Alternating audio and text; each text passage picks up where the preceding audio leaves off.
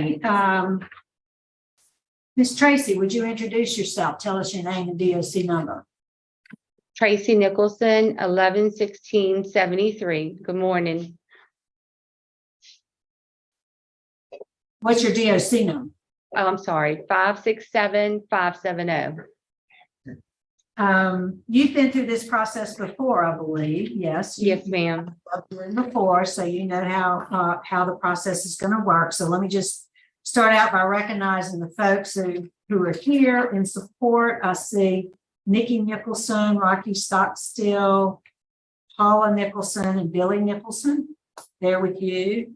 Which of those folks will speak on your behalf? Rocky Stockstill, Billy Nicholson, and Nikki Nicholson. Okay. And here in opposition, we have Leslie Keating, who will be speaking in opposition along with the representative from the DA's office in Jefferson Parish. Yes, so, ma'am. Yes, ma'am. Let me just read the identifiers and then I'm going to turn it over to Mr. Roche. Your case has been assigned with him. So, Ms. Nicholson, you're classified as a third felony offender. You're currently serving a 13-year sentence. You were sentenced in September 2017 of unauthorized use of an access card, forgery, fraudulent acquisition, illegal transmission, and as a habitual offender, theft. Your parole eligibility was May 23rd, 2019, and your adjusted deadline date is February 29, 2028. Does all that sound accurate? Yes, ma'am. Would you answer Mr. Roche's questions, please? Yes, Thank ma'am. you, Madam Chairman. Good morning, Ms. Nicholson. How are you? Good morning. How are Good. you? Good. Thank you for asking. Ms. Nicholson, you're currently 49 years old and you've been convicted of 3 felonies. Is that correct? Yes, sir. And I'm going to read you a portion of my report. Says it's actually 10 felonies that you've been convicted of, but you're classified as a third. You've been convicted of 10 different felonies. And we'll get into that a little bit later, okay? This is a rehearing for you. You had a hearing on August 8th of 2022, about 13 months ago. And Yes, sir. you were denied by a vote of 2-1. Is that correct? Yes, sir. And the reasons why you were denied: poor supervision history, victim opposition, and a history of substance abuse. Is that correct? Yes, sir. So basically, you can't do anything about your supervision history, and you can't do anything about victim opposition. What have you done in the line of substance abuse to further your fight against your drug addiction? I am still participating in the STAR and the New Beginnings program, which I have been a participant for 6 years. I continue working on my recovery. I also have taken numerous self-help and therapeutic programs. I've been taking 2 in-depth substance abuse classes. I'm currently on the oral naltrexone. I will continue the shots upon release, which is a 28-day treatment plan that I will continue upon release. I will attend, my goal is to attend 90 meetings in 90 days of financial and inmate meetings within the community and local churches that may be offered to me. And I will, after that, I will continue 3 to 4 meetings a week once I achieve my goal of 90 meetings in 90 days of financial and inmate meetings. We are fortunate to have some of the staff members from LCIW that monitor and operate that program. Would you like to say anything? Hi, I'm Shelley Everton. I'm Yes, the. just okay, you had headquarters. Yes, I'm a headquarters. Okay, Yes, I'm Shelley Everton. I'm the director of opioid and MAP programs for Department of Corrections. Tracy has been in the STAR program. I think I looked it up since May of 2019. She has been an active participant, for the entire time. I think she's been on the oral naltrexone now over 2 years, or maybe even 3 years. And well, like she said, we will give her the Habitual injection that helps fight cravings for opioid use disorders and alcoholism upon release, if she's released. Thank you. Yeah. Ms. Nicholson, Yes, sir. I have a disciplinary record sheet that has no disciplinary write-ups in 7.5 years. Is that still true today? Yes, sir, it is. In 7.5 years of incarceration, you've not had one write-up. That is correct. Job well done. Thank you. Now, my major concern with you, Ms. Nicholson, I have a serious concern, is the way you handle finances. Yes, sir. So tell me the programs that you've completed that would help you in managing your money and keeping your hands off of other people's money. Yes, sir. The class that was offered to me that I did take is financial and parenting education. I did complete that program. There is another financial peace program here offered at LCIW that I have not been able to get into yet due to the waiting list. And Yeah. yes, I am interested in doing that class also. What's the name of the program? And the class I did complete and participate in did discipline me in the budgeting area. What is it called? Participated in, what's the name of it? Financial peace. Financial piece. Financial peace, Mr. Roche. I apologize. Okay, financial peace. Yes, sir. We're gonna see if we can get by the waiting list. Okay, now. You've been incarcerated for 7.5 years.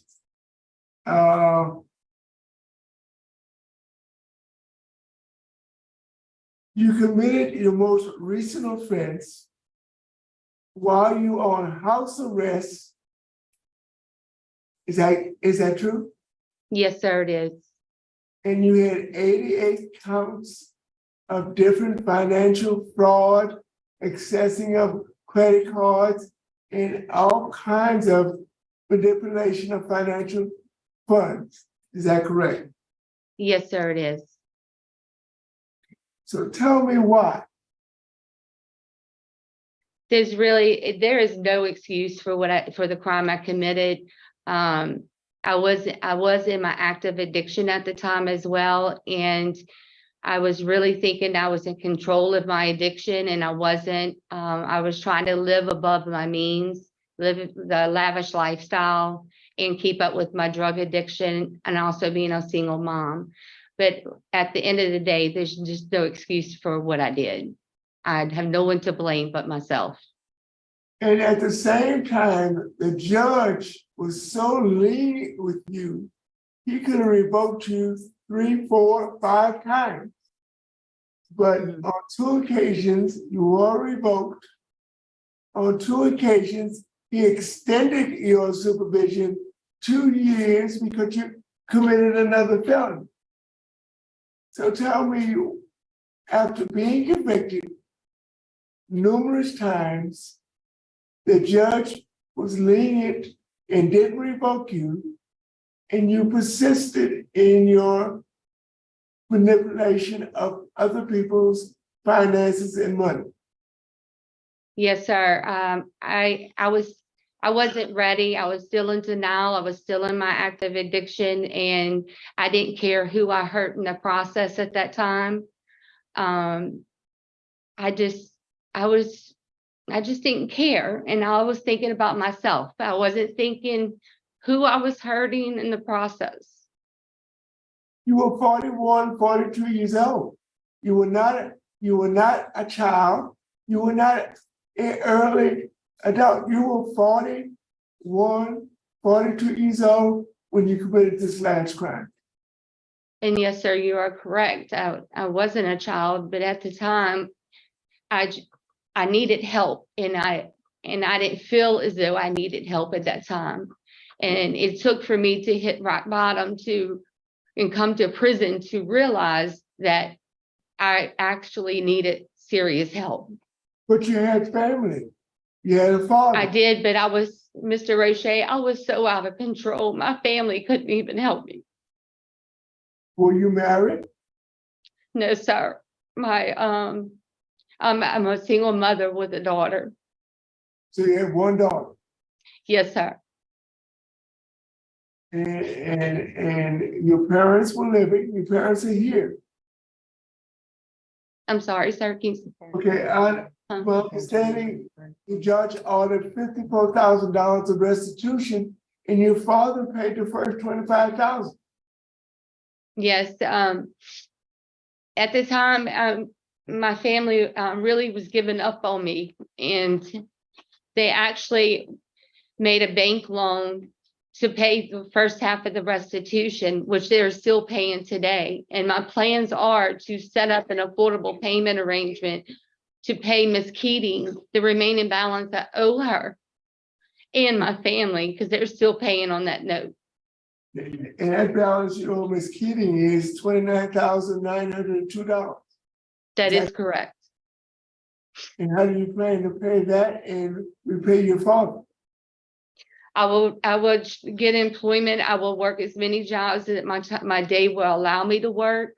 I will do anything that I can to gain employment. If it's 1, 2, 3 jobs, whatever I can do to make sure I pay what I took from Miss Keating back.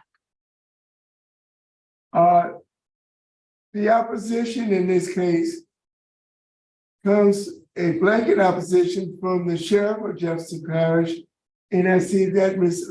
Randy Myers, the assistant DA from Jefferson Parish, is also here with us, and he will make a statement later on in the hearing. You also have opposition from the owner of Pioneer Gutter, and she would like the rest of the restitution, which is $29,000. Now, I'm going to read you part of the summary that the parole officer wrote. Ms. Keating is 49 years old. She's having a 13-year sentence for multiple illegal transactions of monetary funds, 88 counts. She's actually been classified as a 3rd felony offender, but Ms. Nicholson has 10 prior felony convictions. Is that true? Yes, sir. Yes, it is. So why should this panel give you a chance when you repeatedly committed the same crimes over and over and over again? Even when you were under house arrest, you managed to get to the computer and commit 88 counts of financial fraud. Since I came to prison, I started working on myself and started doing moral self-inventories on myself and realizing what my issues are and addressing them and coping with them. And through the self-help and therapeutic program has taught me the proper coping skills that I can use to cope with difficult situations and triggers that I may have. And I, as of today, I feel that I have been applying those tools, and I will continue applying the tools I've learned to cope and to help me not to commit any of these crimes again and remain drug-free and crime-free. So let's talk about your drug and or alcohol addiction. When did you first start using drugs? I started using drugs and alcohol at the age of 14. And at the age of 14, Yes, sir. what drug did you start with? I started using marijuana. And what did you graduate to? I graduated to cocaine And how long did you use cocaine? for many years. And then I graduated when I was arrested for the possession of cocaine. I graduated to prescription drugs. And I felt as though because they were in my name that I couldn't get in trouble for it. But that wasn't enough. So I turned to the streets and started buying my drugs on the streets because the pills I was getting was not enough for me. So I had to go to the streets and started buying off the streets. What was your alcohol of choice? My alcohol of choice was Remy Martin on the rocks, Now, whiskey. Ms. Nicholson, it's interesting that you said that you started using drugs and alcohol at the age of 14. Your first arrest came at the age of 34, 20 years later. How did you get by not being arrested using drugs and alcohol on the streets for 20 years? I considered myself a functioning addict. I would use drugs recreational and from recreational and went to an everyday use. And I called myself a functioning addict. And with little did I know, I was out of control. And as time went on, it did catch up with me. So I'm gonna ask you the question again. What happened at the age of 34 that this got out of hand? What he has What was to it? do 34 What was got the- out of hand. I became a single mother. The guy I was with, he was killed in a car wreck the day before my daughter turned 2. And everything really started going down here after that. You're trying to be a single mother. See, I asked that question the second time because there's always a reason. Yes, sir. There's always a reason. Whether good or bad, it's always an event or something in life that happened that caused you to go off the deep end. Yes, sir. Because in the next 8 years, you were probably arrested 10, 12, 15 times. That is correct.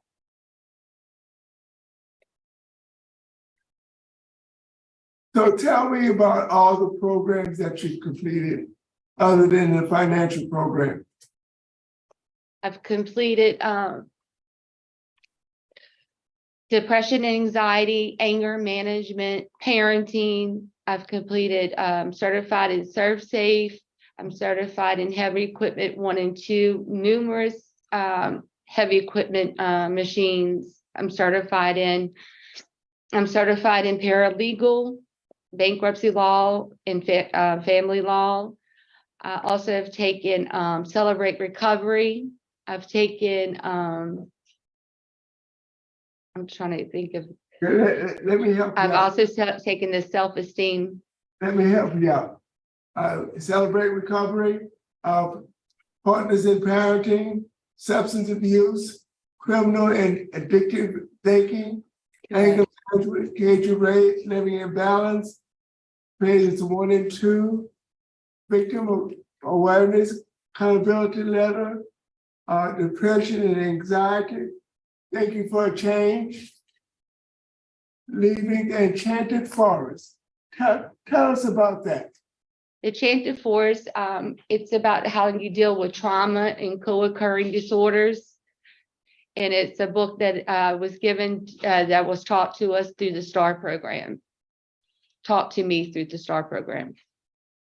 And I also completed the self-esteem. Right, that's what I was going to ask you about next.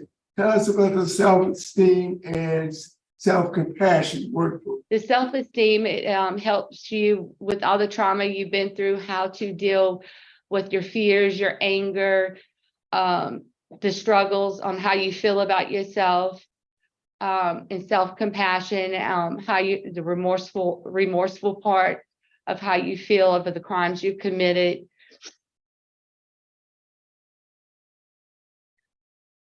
And all the remarks from the staff at LCIW is excellent.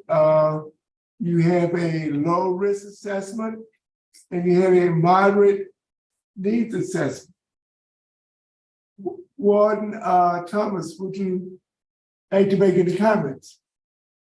Sure. I think one other class that Tracy did not mention is she's currently in victim impact and will complete that class next week. Is that or 2 weeks? Yes, it's either this week or next week. So she is in that class as well, which her and I have spoken about how beneficial and how much she's taken from that class as well.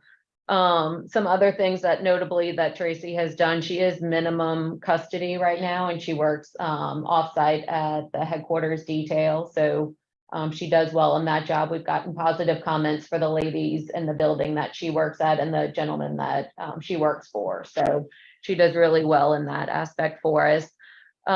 Tracy and I have talked a lot about from a year ago when she went through the parole process, the parole hearing process. And she kind of went back, and instead of just being upset and feeling like she was not going to get something, she wanted to see what she could do better. And she internalized and really looked at herself and saw what she could make changes from. And I'll tell you, in a year, I see Tracy a good bit on the compound. And I will say, I think one of the biggest things with Tracy was her self-esteem. And she's really probably done a 180 for me. She really has come out of her shell and really taken ownership of everything she's done and things that she wants out of life. So I really do think, maybe last year she wasn't ready for this, but she really has done a lot of work on herself in the past year.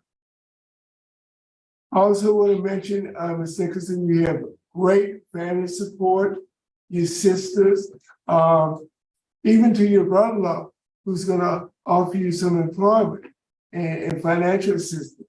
You have great family assistance, and we always like to see that because that tells us that you have help with during your transition period. You won't have to do it alone. You have great support, and that's important to us. Madam Chairman. Mr. O'Shea. Tracy, I'm just really concerned about you. You made mention of, so that your $58,000 that you stole in this last case, was all that used on drugs, or was all that used on what you term lavish lifestyle? What would you say?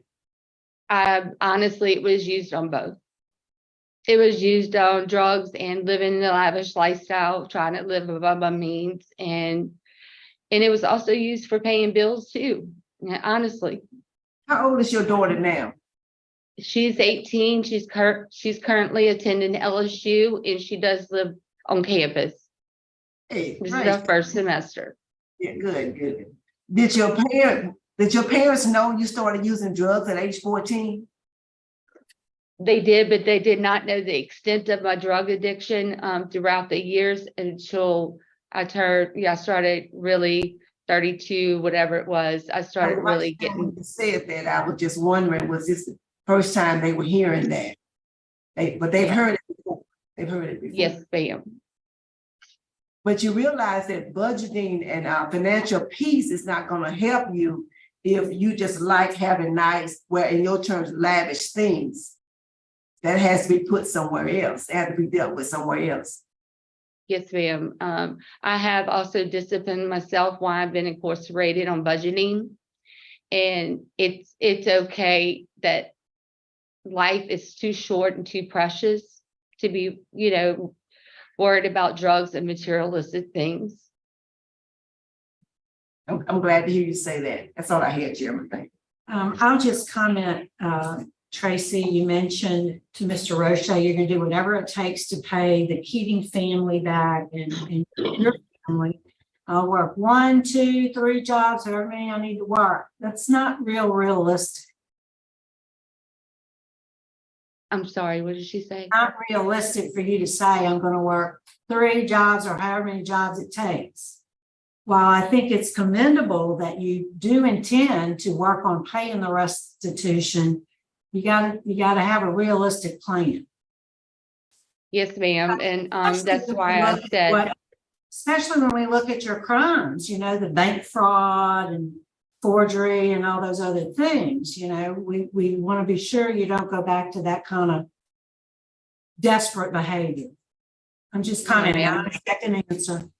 okay. Let's hear, could we hear from your father, Mr. Nicholson? Is there something you'd like us to know? Daddy. Come right here.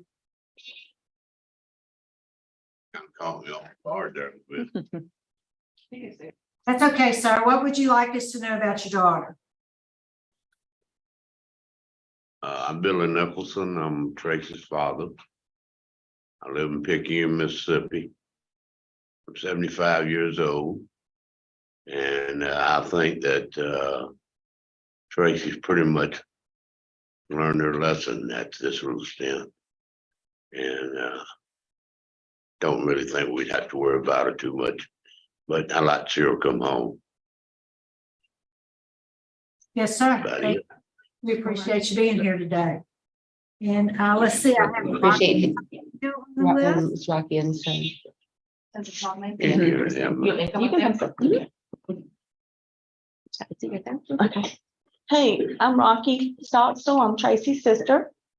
I live in Mississippi as well. I am in favor of Tracy's parole. I have seen, as she said, a 180 in Tracy from this time last year. Her family's always been there for her. But when she was going down that wrong path, she's the only one in the family that's gone down that path. So we had no idea.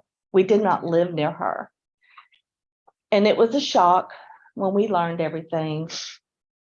We love Tracy. We want the best for Tracy, and we will do anything that we need to do to help Tracy get back on her feet.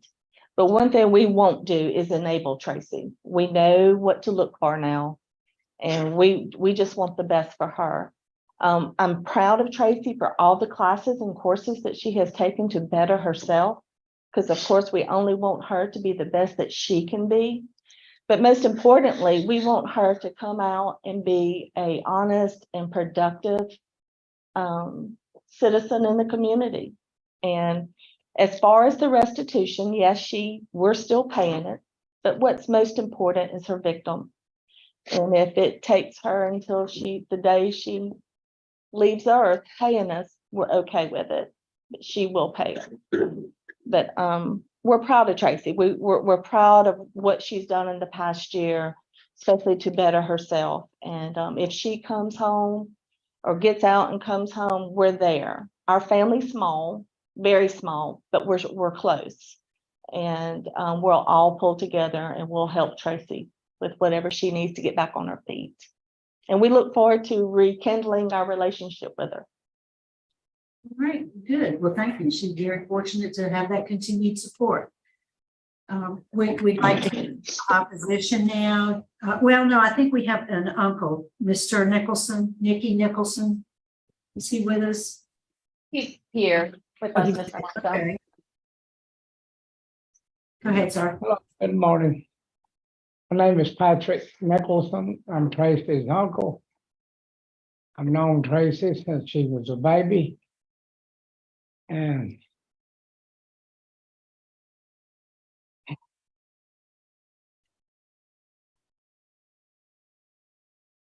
we didn't know the extent of Tracy's problem.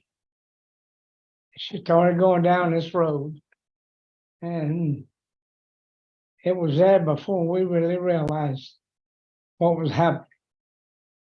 But I do think Tracy is on the right track to get out and live a productive life and be in society and live a law-abiding life. And if Tracy does come home, we will help her all we can. see that she fulfills that. Yes, sir. Thank you so much. Appreciate That's it. all I have. Thank you. Thank you. All right, thank you. All right, we'll hear from the opposition. We have Leslie Keating with us.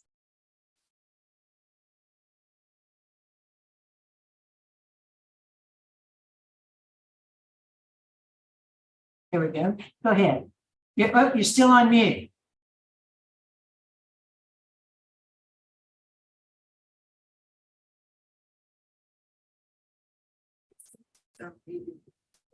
Well, it says unmuted.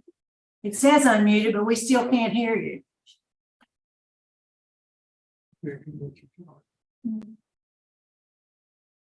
Well, that's something.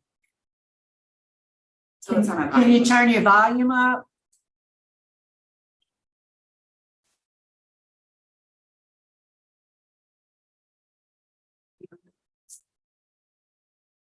We're gonna try to call you on the phone so we can put you on the speakerphone. Is that okay? Okay. There's some audio issue, so we'll call you and we'll put you on the speaker. And we do have the letter you sent to us.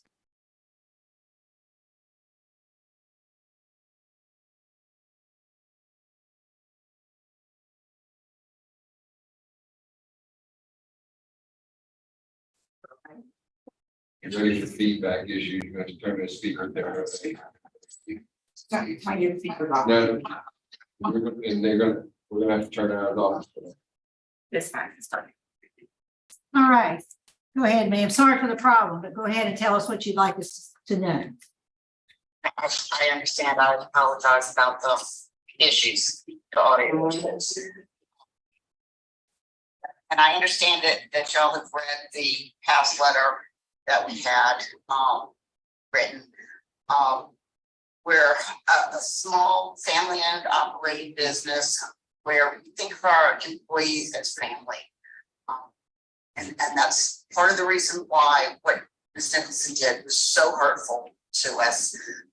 When she came to work for us, we were completely unaware that she was on house arrest for embezzling from her previous employer. When she interviewed for the job, she claimed that she didn't need the money. She had other sources of income, that she just really wanted to work and keep busy. She showed up every day, seemed eager and willing to do a good job, and she acted like a model employee and quickly gained our trust. Over the course of several months, she repeatedly stole checks and credit cards from numerous customers, forged several business checks, and stole my identity. She opened at least one credit card in my name and numerous business merchant accounts. She stole enough money that and transferred it to her own personal account that she almost bankrupted our company, putting us out of business, putting all of our employees that we had out of a job right before Christmas time. And as she admitted, the money she stole wasn't to feed her family or to put clothes on her child. It was just to support a lavish lifestyle and supposedly drugs. We never noticed any drug abuse. There was never anything that indicated that issue. She just, stole from us and go in and buy lavish designer purses and things like that, and then flaunt it in front of us. And she also had Christmas presents that she had delivered to our office that she bought with a credit card that she opened up in my name. Her actions not only negatively affected my life, my family's life, all of our employees, our customers, Ms. Nichelson herself, her child, and her family, which is well over 80 people. And as you can tell, just from the number of accounts of forgery that we're aware of that she had. to date, our records are still not completely reconciled. In addition, as a direct result of her actions, I have lost the ability to trust anyone outside of family with something as simple as processing customer payment, something that, a basic task that any office employee should be able to handle for us. In addition to the money that she stole, we had to pay thousands of dollars in attorney's fees and pay additional staff to try to track what was stolen. Sorry.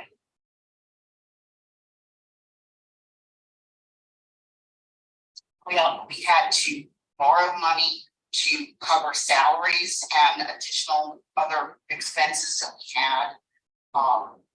And after reading about the embezzlement in the news, we had several customers that lost trust in our company and canceled their contracts and demanded refunds.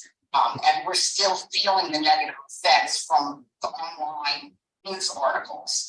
We still hear about it today, that people don't want to do business with us, don't trust us because of what transpired all those years ago. I'm a firm believer in giving someone a second chance, but only when they deserve it. Ms. Nichelson didn't make an honest mistake. It was not a lapse in judgment. What she did was calculated, planned, and well thought out. She had to key in every transaction into a phone or computer, all of the account numbers, all of the routing numbers, credit card numbers. This wasn't a simple, let me swipe a card and move on. She did it into the merchant accounts that she opened up. She also did it in my merchant account, falsifying a couple of the digits on the account. So it failed on my end, but processed into her account. It's a very calculated move, and she did this over and over and over again. She had embezzled from her employer prior to coming to work for us. Then when the court showed her leniency and put her on house arrest, she came to work for us and embezzled from us and stole my identity.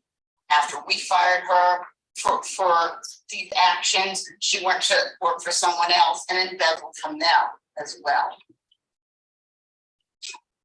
Ankle bracelet did not stop her. The desire to be a better person did not stop her. But to be a good parent didn't stop her. She didn't stop because she grew a conscience. The only reason she stopped is because she was put in jail. And who knows how many other people she's stolen from that she hasn't been caught. We believe that she embezzled at least $60,000 from us. We don't know exactly how many merchant accounts she actually opened or tried to open, how many more or how many other check or credit card payments that she redirected into her personal account, or even how many personal accounts that she has. If she has truly changed and learned her lesson in preparation of being released, instead of just taking classes that were to better herself, I believe that she should have been taking classes to help others. Things like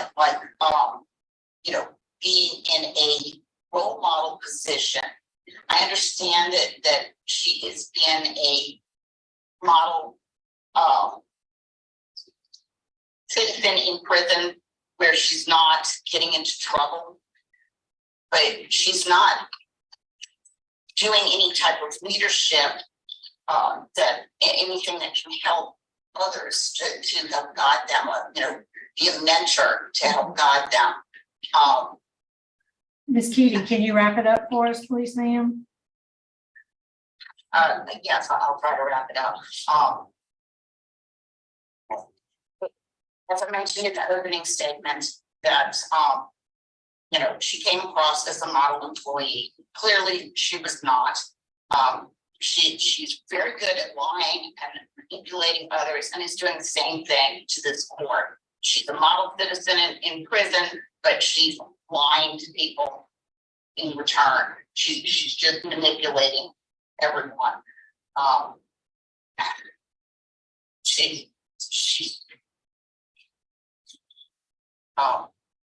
She is a multiple offender, and if she's released, I believe that she will continue to prey upon those that she comes into contact with. We do respectfully request that she be denied parole. If you decide to grant her parole, I would like to request that it be conditional, that she not work for anyone that she is allowed to handle money or finances for other people ever again. Yes, ma'am. Thank you so much for your input. We do appreciate it. Thank you. From the DA's office, Good morning, Randy Meyer, Assistant DA, Jefferson Parish, and we are opposed to Ms. Nicholson's request as well. She has a pretty extensive record. Looking back, there's about 7 prior cases going from 2010 to 2016 in which she was arrested, charged, and in many convicted of various access device accounts, bank fraud cases. There are hundreds of counts of these thefts on her record. She's been very calculated on what she's done. As Ms. Keating said, it wasn't a simple matter of stealing some money. She had to take positive actions to be able to take the money that she took. The judge ordered restitution in the amount of $54,900, with $25,000 to be paid immediately. And just to be clear, the family has stated that they continue to pay restitution. Well, they haven't paid any additional restitution to Ms. Keating. I think what they're talking about is that they've been paying notes on the money that they borrowed to pay the initial $25,000. An additional $29,902 remains owed. There's been no restitution paid to Ms. Keating since that initial $25,000 payment. And if the committee does grant her parole, we would ask that payment of restitution in a set manner, consistently being paid, is ordered as a condition of her parole. Looking at her record while she's been incarcerated, there was an August 2023 mental health evaluation indicates that she suffers with substance use disorder, depression, and PTSD. Since our last hearing, I didn't see anything of record with the programs and certificates that she's obtained that really deal with that, other than a self-esteem course in 2023. I understand from the comments today by staff, DOC staff, that she has continued with some substance abuse training, which is good. And I think that is another thing that should be mandated should she be granted parole. The certificates that she's obtained since her last hearing have been heavy equipment 1 and 2, life of a single mom, a crew leadership, and a core curriculum certificates, as well as the self-esteem that I mentioned. Because of that, and because of the strong victim opposition, we do remain opposed to her request at this time. thank you. Thank you. We appreciate your input as well. Ms. Nicholson, is there anything you'd like to say to us before we vote? Yes, ma'am. I have prepared a written statement Okay, that I would like to read. go ahead. Since my last hearing on August 8th of 2022, using the tools from the self-help and therapeutic programs I participated in, I did another moral self-inventory and realized, aside from my drug addiction, I have a money addiction, which my addictions led me to making bad choices. There is no excuse for the crime I committed. excuse me, I take full responsibility of my actions. And I cannot even imagine the devastation, the stress, and the financial hardship I placed on my victim. And most importantly, the trust I took away from her that she will ever have in others. And I am truly sorry for that. But in my past hearing, my victim has stated that she never received an apology letter from me. So in turn, I did another a victim accountability letter and mailed it to the Victim Crime Bureau. But due to DOC policies and procedures, I was only able to verify that the Victim Crime Bureau received it. But I am prepared to read it to my victim today if need be. Once I gain an employment, I will set an affordable payment plan for all the restitution I owe, including the bank loan on the first half of my family that is still paying. They're still paying. However, I know paying back the restitution I owe will not erase all the damage I've done. And I ask for forgiveness. If I am given a second chance in society, I will continue to be a better person. And with it, I now know how to set and attain goals with the numerous self-help and therapeutic programs I've participated in. Applying the tools I've learned, I can now recognize my self-destructive triggers and make better choices in a healthier way without harming others. Through the rehabilitation I've received while incarcerated has made me a confident, trustworthy, responsible, and sober woman today. I will take all the knowledge that I have achieved while incarcerated and give to others that are suffering with addictions. Once again, I'm truly sorry for my wrongs. I have no one to blame but myself. Thank you. Right, thank you. I think we are prepared to vote, Mr. Roche. Thank you, Madam Chairman. Ms. Nicholson, Yes, sir. this has been a very difficult case for me. I've been reading for the last 2 or 3 days. And I was amazed at the repeated actions on your part, even after being on house arrest, committing so many financial crimes, knowing that you would affect the lives of the victims and the people that worked for the victims. As Ms. Keating said, you affected 80 people when you almost closed down her business. She had to borrow money to meet payroll. And after you left that, you went to another employee and did the same thing. As the parole officer said, and you admitted, you've been convicted of 10 felonies, all within an 8-year period.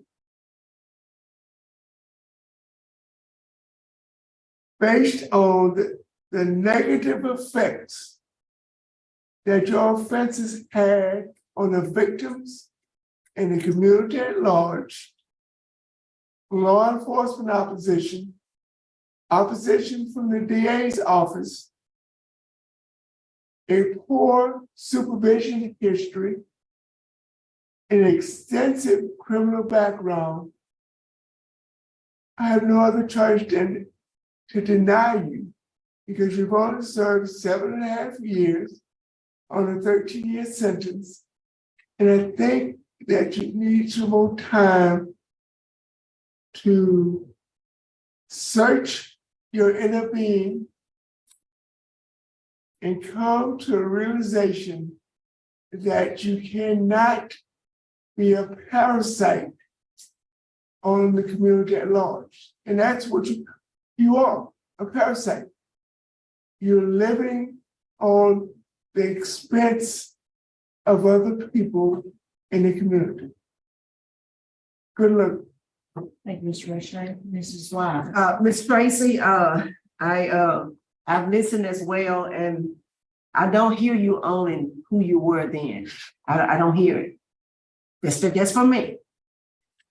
So my vote is to deny, for the reasons already been expressed, by Mr. Roche. I do encourage you to complete that financial peace course, because it will give you a healthy relationship with things that we talked about, and it has a spiritual aspect of it. I hope you do get in that class. But my vote is to deny as well. Best wishes to you. Okay, Tracy, you know, I was on your panel last time and I voted for you. And maybe that was a little premature, but I've listened carefully today and I would stick by that vote today, based on your participation in the STAR program for the length of time that you have, the comments by the warden, your family support. But I would vote conditionally after completion of the victim impact and the financial peace programs. However, you got 2 votes to deny, 1 vote to grant. So the outcome today is that your parole's been denied. Keep working hard. Good luck to you. Thank you. Warden, that concludes our business at your facility. Thanks for accommodating us. We're going to adjourn. It's 11:27. Thanks. Thank you. Have a good day. Thank y'all. Thank you.